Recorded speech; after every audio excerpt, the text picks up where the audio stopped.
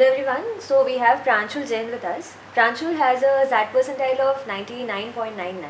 So Pranshul, tell us something about yourself. So basically, I'm a BM student over here in the batch of 2018-20, and I did my graduation from IIT Kanpur with major in material sciences and engineering. Post that, I decided to join Bank of America and worked over there for 2 years. Okay, great. So Pranshul, what was your strategy for the last 1 month while you were preparing for ZAT? So one thing that is very important to prepare in the last 1 month is like your concepts are already in place. So right now you need to revise them and you need to focus on your strengths. Like you have to recheck what are your strengths and work on them.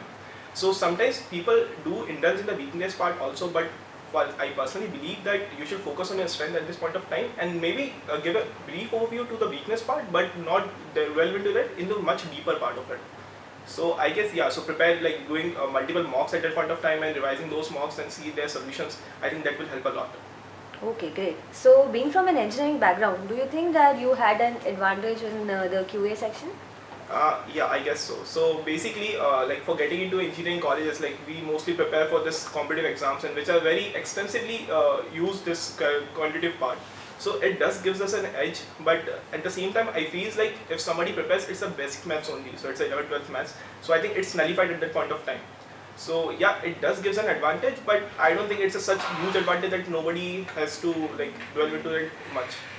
Okay, so as you said that you have a work ex of 2 years, so how did you manage your work experience and your preparation simultaneously? So yeah, like preparing for that and like competitive exams, it's get tricky with workex because like you have to go for a 9 to 10 hours shift over there, and like at the same time you have to manage the pickpocket times for the preparation of the competitive exams. So in such cases, what I used to do is like I used to book like keep a time slot of like 2 to 3 hours a night. So in that I can mostly give mocks or maybe prepare on some basic concepts, and like I used to prepare a schedule like this day I want to study this concept and like stick to that. So I think pickpocketing those times and giving mocks on the weekends also, like that's the way I followed. Okay, so quick question. One thing that you would like most about Excel? So in Excel, what I experience is like there's this close knit culture over here. So the seniors, the juniors, they help each other a lot.